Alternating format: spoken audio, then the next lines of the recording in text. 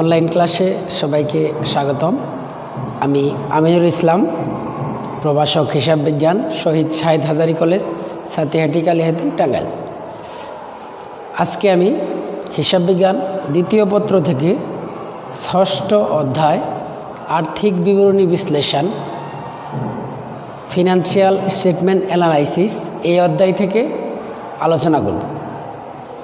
আজকের আলোচনা থেকে তোমরা আর্থিক অবস্থার বিবরণী বিশ্লেষণ সংক্রান্ত বিভিন্ন ধরনের তথ্য জানতে পারবে।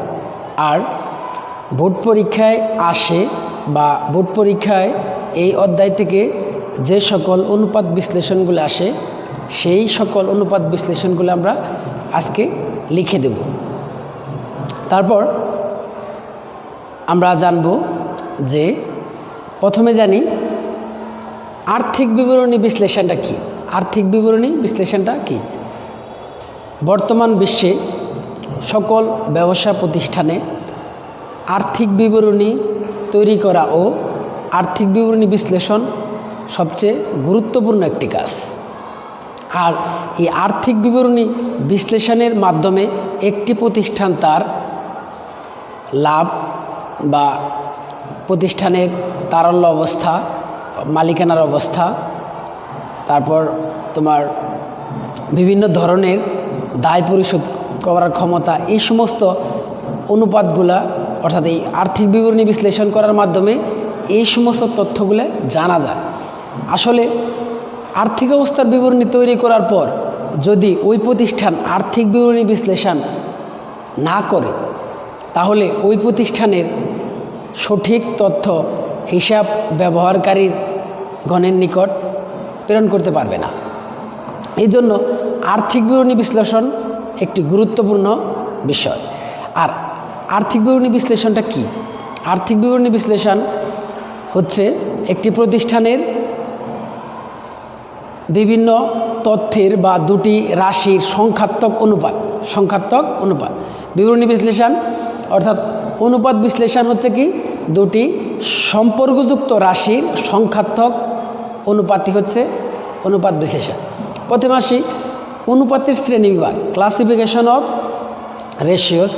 এখন এই অনুপাতের শ্রেণীবিভাগে প্রথমে লেখা হচ্ছে কি উৎসভিত্তিক। প্রথমে উৎসভিত্তিক ভাগ করা হয়, তারপরে কি উদ্দেশ্য বা প্রয়োগ ভিত্তিক।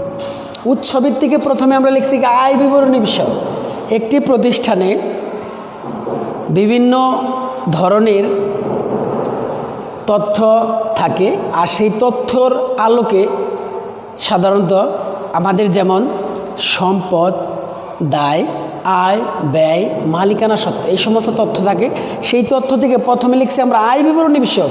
শুধু আয় বিবরণী থেকে যে অনুপাতগুলো তৈরি করা হয় তাকে বলা হয় আয় বিবরণী বিষয়ক। যেমন আয় বিবরণী করা হয় মোট লাভ অনুপাত, নিট লাভ অনুপাত, পরিচালন অনুপাত ইত্যাদি। এখন তারপর দেখো আর্থিক বিবরণী বিশ্লেষণ। যে সকল অনুপাত আর্থিক বিবরণী থেকে তৈরি করা হয় তাকে বলা হয় আর্থিক বিবরণী বিষয়ক অনুপাত। যেমন চলতি অনুপাত, তরল অনুপাত, ঠিক আছে, এইগুলো হচ্ছে কি আর্থিক বিবরণী বিশ্লেষণ অর্থাৎ আর্থিক বিবরণী থেকে আনা হয়। পরে বলা হচ্ছে কি মিশ্র বা সম্মিলিত অনুপাত। মিশ্র বা সম্মিলিত অনুপাত হচ্ছে যে সকল অনুপাত আয় বিবরণী এবং আর্থিক বিবরণী দুইটা মিশ্রিত করে বা সমন্বয়ের মাধ্যমে অনুপাত করা হয় তাকে বলা হয় কি মিশ্র বা সম্মিলিত অনুপাত। এইটা কীরকম? যেমন মজুদ আবর্তন অনুপাত, প্রাপ্য হিসাব আবর্তন অনুপাত, পাওনাদার আবর্তন অনুপাত ইত্যাদি। তারপর দেখো উদ্দেশ্য ভিত্তিক বা প্রয়োগ ভিত্তিক শ্রেণী বিভাগগুলা। প্রথমে লিখছি কি আমরা তারল্য বা স্বল্পকালীন। তারল্য বা স্বল্পকালীন অর্থাৎ একটি প্রতিষ্ঠানের স্বল্পমেয়াদী দায় পরিশোধ করার ক্ষমতা যাচাই করার জন্য সাধারণত কি করা হয়, তারল্য বা স্বল্পকালীন অনুপাতগুলো করা হয়। যেমন তরল অনুপাত, চলতি অনুপাত, মজুদ আবর্তন অনুপাত ইত্যাদি।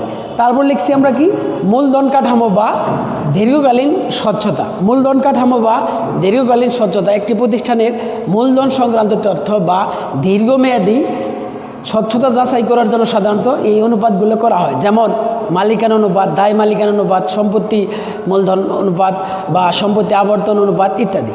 তারপর লেখা আছে কি মুনাফা অর্জন ক্ষমতা যাচাই।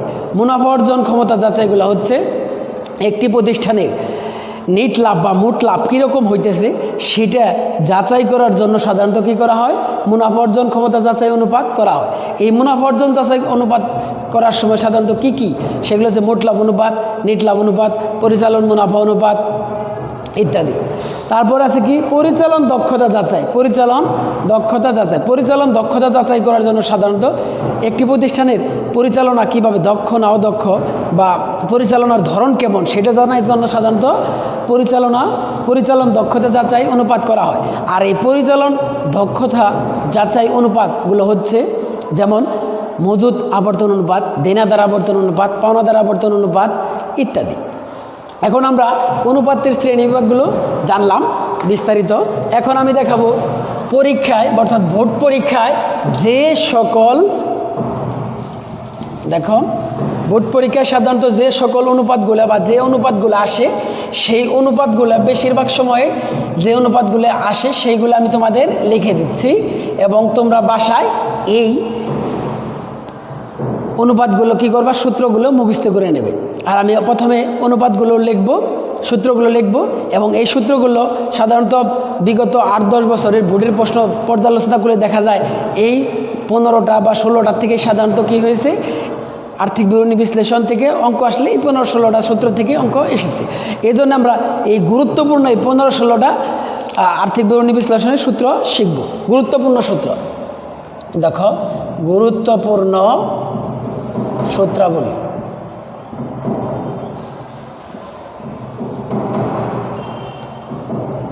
এখন প্রথমে আসি আমরা চলতি অনুপাত। চলতি অনুপাত সমান সমান চলতি সম্পত্তি ভাগ হচ্ছে কি চলতি দায়। এখন এই চলতি সম্পত্তি ভাগ কি চলতি দায়। একটি প্রতিষ্ঠানের চলতি সম্পদগুলো কি কি সেইগুলো কি হবে, যোগ হলে কি হবে মোট চলতি সম্পদ বের হবে। একইভাবে ওই প্রতিষ্ঠানের চলতি দায়গুলো যোগ করলে বের হবে কি মোট চলতি দায়। চলতি সম্পদ যেমন আমি বলে দিচ্ছি, হাতে নগদ, ব্যাংক জমা, দেনাদার বা প্রাপ্য হিসাব, প্রাপ্য বিল বা নোট, মজুদ পণ্য, অগ্রিম খরচ, বকেয়া আয়, স্বল্পমেয়াদী বিনিয়োগ ইত্যাদি। একইভাবে চলতি দায়গুলো কি, চলতি দায়গুলো হচ্ছে যেমন পাওনাদার বা প্রদেয় হিসাব, প্রদেয় বিল বা নোট, ব্যাংক জমাতিরিক্ত, তারপর বকেয়া খরচ, অগ্রিম আয়, স্বল্পমেয়াদী ঋণ ইত্যাদি। এই সকল উপরে চলতি সম্পদগুলো যাবে আর নিচে চলতি দায় যাবে। এখন একটা জিনিস মনে রাখতে হবে, সেটা অনুপাত করার সময় আমাদের বিশেষভাবে জানা দরকার, সেটা হচ্ছে প্রশ্নে যদি আয় লাভ মুনাফা থাকে তাহলে উত্তর হবে শেষে কী লিখতে হবে, উত্তরের শেষে কী লিখতে হবে পার্সেন্টেজ। একইভাবে আবর্তন থাকলে লিখতে হবে কি বার বা কি গুণ। আর অন্যান্য ক্ষেত্রে সাধারণত কী হবে *1 কি লিখতে হবে 1। এই বিষয়টুকু তোমার কি করতে হবে, মনে রাখতে হবে। যেমন ধরো এই উপরে চলতি সম্পদ ছিল কত 50,000 আর নিচে ধরো চলতি দায় 25,000, তাহলে এর উত্তর হচ্ছে কত 2। তাহলে এটা কীভাবে লিখতে হবে 2:1। ক্লিয়ার? এইগুলো কি আমাদের চলতি অনুপাত। এরপরে আসি আমরা তরল অনুপাত বা তারল্য অনুপাত বা অগ্নি পরীক্ষা অনুপাত বা অ্যাসিড টেস্ট অনুপাত, একই কথাই। এইগুলো উপর হবে কি তরল সম্পত্তি, নিচে তরল দায়। তরল সম্পদ নির্ণয় করার জন্য চলতি সম্পদ থেকে অগ্রিম ব্যয় এবং সমাপনী মজুত পণ্য বাদ দিলেই কী বের হবে তরল সম্পদ। একইভাবে তরল দায় করার সময় চলতি দায় থেকে সাধারণত ব্যাংক জমাতিরিক্ত বা অগ্রিম আয় বাদ যাবে। কেউ ব্যাংক জমাতিরিক্ত বাদ দেন, কেউ বাদ দেন না। বিভিন্ন হিসাব বিজ্ঞান বিশারদগণ বিভিন্নভাবে মতবাদ দিয়ে থাকে। এই চলতি তরল অনুপাতেও কী হবে 1:1 হবে। তারপর আমরা লিখতেছি কি চলতি মূলধন অনুপাত। চলতি মূলধন অনুপাতে উপরে কি চলতি মূলধন, নিচে চলতি দায়। এখন এই চলতি মূলধন কীভাবে বের করব? চলতি মূলধন হচ্ছে চলতি সম্পত্তি মাইনাস চলতি দায়, আর নিচে হবে কি চলতি দায়। আমরা চলতি সম্পত্তি বা চলতি দায় কীভাবে বের করে সেটা একটু আগে বলেছি। এরপরে লিখতেছি আমরা, দেখো দায় মালিকানা অনুপাত, দায় মালিকানা অনুপাত, দায় মালিকানা অনুপাত। এখানে দায় মালিকানা অনুপাতে মোট বহিদায়, মোট বহিদায় নিচে হবে কি মালিকানা সত্ত্ব, মালিকানা সত্ত্ব। দায় মালিকানা অনুপাত উপরে মোট বহিদায়, মোট বহিদায় কি চলতি দায়ের সাথে দীর্ঘমেয়াদী দায়গুলো যোগ করলে এবারে হবে কি মোট বহিদায়।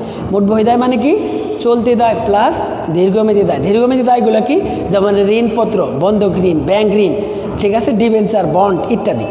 একেবারে মালিকানা সত্ত্ব, মালিকানা সত্ত্ব বা মালিকানা তহবিলগুলো হচ্ছে শেয়ার মূলধন, সাধারণ সঞ্চিতি বা সঞ্চিতি তহবিল, লাভ ক্ষতি হিসাবের উদ্বৃত্ত অথবা অবন্টিত মুনাফার উদ্বৃত্ত বা সংরক্ষিত আয়ের উদ্বৃত্ত, এইগুলো যোগ করলে কী বের হবে মালিকানা সত্ত্ব। তারপরে লিখতেছি দেখো প্রাপ্য হিসাব, প্রাপ্য হিসাব বা দেনাদার, প্রাপ্য হিসাব বা দেনাদার আবর্তন অনুপাত, প্রাপ্য হিসাব বা দেনাদার আবর্তন অনুপাত। এখানে হবে উপরে লিখতে হবে কি ধারে বিক্রয়, ধারে বিক্রয়।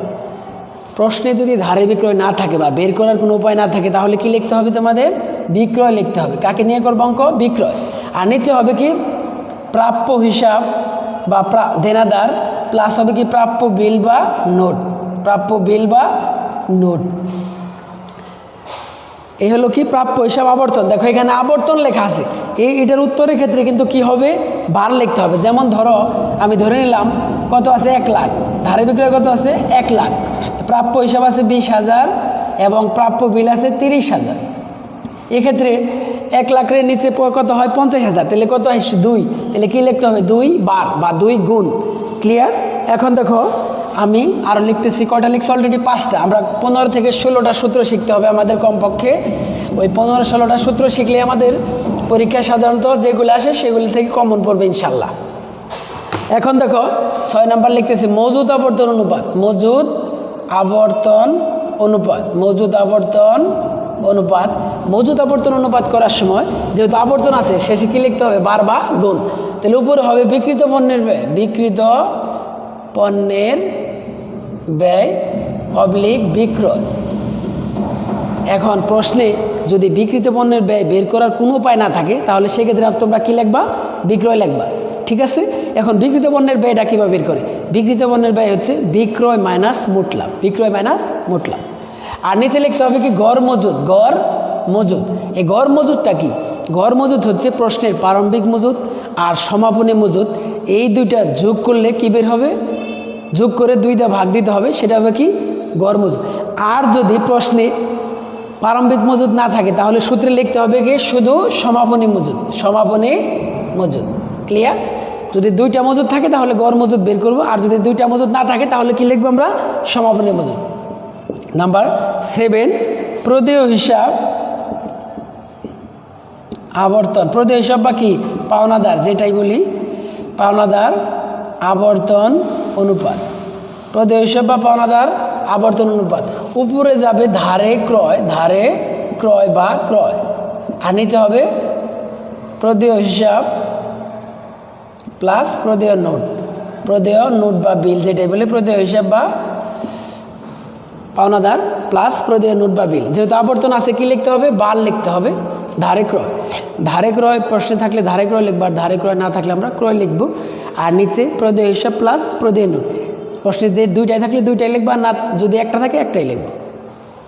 নাম্বার 8, ঠিক আছে, মোট লাভ অনুপাত, মোট লাভ অনুপাত। এখন দেখো মোট লাভ, এখানে কি লেখা আছে লাভ। আমরা বলছিলাম আয় লাভ মুনাফা থাকলে উত্তর কি হবে পার্সেন্টেজ হবে। এখন ধরো উপরে হবে কি মোট লাভ, উপরে মোট লাভ, নিচে হবে কি নিট বিক্রয়, নিট বিক্রয়, গুণন কি হবে 100। এখন প্রশ্ন হতে পারে কীভাবে মোট লাভ বের করব? মোট লাভ হচ্ছে বিক্রয় মাইনাস বিক্রিত পণ্যের ব্যয়, বিক্রয় মাইনাস বিক্রিত পণ্যের ব্যয়। আর নিট বিক্রয়টা কি? বিক্রয় থেকে বিক্রয় ফেরত বা বিক্রয় বাট্টা প্লাস হবে কি অলিখিত বিক্রয়। এই সকল বিষয়গুলো যোগ বিয়োগ করার পরে কি বের হবে নিট বিক্রয় সেটা। আর যদি নিট বিক্রয় বের করার উপায় না থাকে তাহলে আমরা কী লিখবো? তাহলে কী লিখবো বিক্রয় লিখবো। এখন এটা কীভাবে করে দেখো আমি দেখতেছি, দেখো মোট লাভ ধরো 50,000, কত 50,000, নিট বিক্রয় ছিল কত 2 লাখ, কত ছিল 2 লাখ, গুণন কত 100।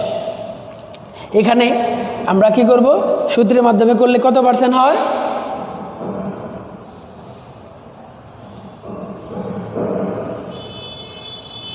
আমরা টাকাটা চেঞ্জ করে নিচ্ছি, 40,000 নিলাম, মোট লাভ কত নিলাম 40,000, নিচে কত নিলাম, তাহলে কয় পার্সেন্ট হয় 20%। এটা উত্তর আসতেছে কত 20, উত্তর আসতেছে কত 20। আর আগে যেটা 50,000 লিখছিলাম ওটাতে আসলে কত হইতো 25। সেখানে আমরা 20 লিখে কত কী লিখলাম, শেষে পার্সেন্ট লিখলাম। এটা হচ্ছে কি আমাদের মনে রাখতে হবে, আয় লাভ মুনাফা থাকলে কী করতে হবে, পার্সেন্টেজ লিখতে হবে। তারপরে কি লিখতেছি কি নেট লাভ অনুপাত, নেট লাভ বা নেট আয় অনুপাত। উপরে হবে কি নেট লাভ, নেট লাভ বা কর বাদ নেট লাভ, যেটাই বলি কর বাদ নেট লাভ। নিচে হবে কি নেট বিক্রয়, নেট বিক্রয় গুণন হবে কি 100। এখন এখানে নেট লাভ কীভাবে বের করে, একটি প্রতিষ্ঠানের মোট লাভ থেকে পরিচালন ব্যয় বাদ যাবে, অপরিচালন ব্যয় বাদ যাবে এবং অপরিচালন আয় যোগ করার পর এবং যদি আয়কর থাকে সেটা বাদ দেওয়ার পর যেটা হবে সেটা হচ্ছে কি নেট লাভ। নেট লাভটা সাধারণত উপরে যাবে। আর নেট বিক্রয় আমরা কিছুক্ষণ আগে বলছি নেট বিক্রয় কীভাবে বের করে, গুণন কি 100। ক্লিয়ার? এখন দেখো আমরা অলরেডি কয়টা লিখলাম, 9টা।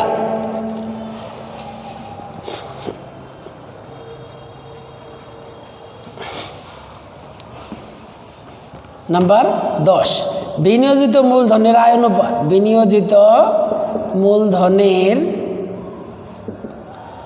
আয় অনুপাত।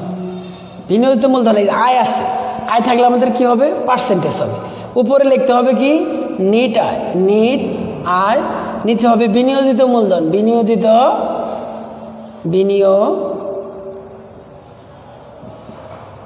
বিনিয়োজিত মূলধন, ঠিক আছে, গুণন কত 100। আমরা নেট আয় কীভাবে বের করা হয় তা বলেছি। এখন তো বিনিয়োজিত মূলধন, বিনিয়োজিত মূলধন সাধারণত দুইভাবে বের করা হয়, একটা সম্পত্তির ভিত্তিতে আর একটা দায়ের ভিত্তিতে, দায় বা মালিকানার ভিত্তিতে। সম্পত্তির ভিত্তিতে করতে গেলে সাধারণত যেটা করতে হয় সেটা হলো মোট সম্পদ মাইনাস চলতি দায় মাইনাস ভুয়া সম্পদ বা অলিক সম্পদ। এখন ভুয়া সম্পদ বা অলিক সম্পদগুলো কী কী, যেমন প্রাথমিক খরচ, শেয়ার বাট্টা বা অনুহার, শেয়ার দালালের কমিশন, এগুলো হচ্ছে কি ভুয়া সম্পদ। এই বিনিয়োজিত মূলধনটা আর দায়ের ভিত্তিতে যদি বের করতে করা হয় তাহলে সেক্ষেত্রে লিখতে হবে কি শেয়ার মালিকানা সত্ত্ব প্লাস দীর্ঘমেয়াদী দায়, এই দুইটা যোগ করলে হবে। তবে প্রশ্নের যদি ভুয়া সম্পদ বা অলিক সম্পদ থাকে সেটা অবশ্যই বাদ দিতে হবে। ক্লিয়ার? তারপরে আমরা লিখতেছি কি মূলধন আবর্তন অনুপাত, মূলধন আবর্তন অনুপাত। প্রশ্নে যেহেতু কী লেখা আছে আবর্তন, অবশ্যই আমাদের কী লিখতে হবে, উত্তরের শেষে বার বা গুণ লিখতে হবে। মূলধন আবর্তন অনুপাত, উপরে লিখতে হবে বিক্রয়, উপরে বিক্রয়, ঠিক আছে, উপরে কি বিক্রয়, আর নিচে হইতেছে কি বিনিয়োজিত মূলধন।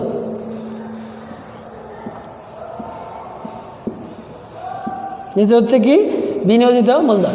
আমরা বিক্রয় প্রশ্নে দেওয়া থাকবে এবং বিনিয়োজিত মূলধনটা কীভাবে বের করা একটু আগে বলছে, অর্থাৎ মোট সম্পদ মাইনাস চলতি দায় মাইনাস ভুয়া সম্পদ, অথবা মালিকানা তহবিল প্লাস দীর্ঘমেয়াদী দায়। ভুয়া সম্পদটা থাকলে সেটা কী করতে হবে, বাদ দিতে হবে। তারপর গড় আদায় সময়, গড় আদায় সময় করার সময় 365। আমরা জানি এক বছর সাধারণত কত দিন, 365 দিন, কেউ 360 দিন দিয়েও করে থাকেন, তবে সেটাও হবে। তবে কী লেখলাম আমরা, গড় আদায় সময় 365, নিচে হবে কি দেনাদার আবর্তন অনুপাত, দেনাদার আবর্তন অনুপাত। এখন সময় যেহেতু বলা আছে সেক্ষেত্রে আমার উত্তরের শেষে কী লিখতে হবে, দিন। উত্তরের শেষে কী লিখতে হবে, দিন। বুঝছো কি আমি যা বলেছি যে গড় আদায় করার সময় উপরে 365, নিচে কী লিখলাম দেনাদার আবর্তন অনুপাত, উত্তরের শেষে কী লিখতে হবে, দিন। এরপর গড় পরিশোধ, গড় পরিশোধ সময়, উপরে 365, নিচে পাওনাদার আবর্তন অনুপাত, পাওনাদার বা প্রদেয় হিসাব আবর্তন অনুপাত। এই ক্ষেত্রেও কী করতে হবে, তোমার কী লিখতে হবে, দিন লিখতে হবে। উত্তরের শেষে কী লিখতে হবে, দিন। কারণ সময় সাধারণত পরিশোধের সময় বললে সাধারণত কী লিখতে হবে, যেমন 5, উত্তর বের হলো 5, আমরা শেষে লিখব কি 5 দিন। এখন দেখো আমরা অলরেডি 13টা লিখেছি, মোস্ট কমন মানে যেগুলো সবচেয়ে বেশি আসে সেগুলো। আমরা 2 থেকে 3টা লিখব যেগুলো পরীক্ষার মধ্যে আসে। দেখো এখন লিখতেছি মোট কত নাম্বার, 14 নাম্বার। মোট সম্পত্তি আবর্তন অনুপাত, মোট সম্পত্তি আবর্তন অনুপাত। এখানে এসে দেখো কি লেখা আছে, আবর্তন, অবশ্যই কি লিখতে হবে, উত্তরের শেষে বার বা গুণ লিখতে হবে। মোট সম্পত্তি আবর্তন অনুপাতে এসে কি সূত্রটা হবে, দেখো উপরে নিট বিক্রয়, নিচে হলো কি মোট সম্পত্তি, উপরে কি মোট, আমরা উপরে কি লিখছি নিট বিক্রয়, আর নিচে কি লিখছি মোট সম্পদ, নিচে কি লিখছি আমরা মোট সম্পদ। এই মোট সম্পত্তি যদি বহার সম্পদ থাকে সেটা কি করতে হবে, বাদ দিতে হবে। বহার সম্পত্তিগুলো কি কি আমরা বলছি, যে প্রাথমিক খরচ, শেয়ার দালালের কমিশন বা শেয়ার বাট্টা বা অনুহার, এগুলো কি বহার সম্পত্তি, এগুলো থাকলে সেগুলো কি করতে হবে, বাদ দিতে হবে। তারপরে দেখো আর নিট বিক্রয় কীভাবে বের করা হয় আমরা কিছুক্ষণ আগে বলেছি। এরপর মালিকানা মোট সম্পত্তি, মালিকানা মোট সম্পত্তি অনুপাত, মালিকানা মোট সম্পত্তি অনুপাত। উপরে যাবে মোট সম্পত্তি, উপরে মোট সম্পত্তি, একই কথাই যদি বহার সম্পদ থাকে সেটা কী হবে, বহার সম্পত্তি বাদে লিখতে হবে, বহার সম্পত্তি বাদে। এখন তো তারপর নিচে কি লিখতে হবে, মালিকানা তহবিল, আমরা মালিকানা তহবিল কীভাবে বের করতে হবে বলেছি। এবং মোট সম্পদ সাধারণত চলতি সম্পদ বা স্থায়ী সম্পদ, এবং বহার সম্পদ থাকলে সেটা বাদ, অর্থাৎ চলতি সম্পদ আর স্থায়ী সম্পদগুলো যোগ করলে কী বের হবে, মোট সম্পদ। আর মালিকানা তহবিল সাধারণত শেয়ার মালিকানা সত্ত্ব বা মালিকানা তহবিল একই, সেগুলো বের করে কীভাবে, শেয়ার মূলধনসমূহ যোগ হবে কি সাধারণ সঞ্চিতি বা সঞ্চিত তহবিল, লাভ ক্ষতি হিসাবের উদ্বৃত্ত অথবা অবণ্টিত মুনাফা বা রক্ষিত আয়ের উদ্বৃত্ত। এরপরে মূলধন গিয়ারিং অনুপাত, মূলধন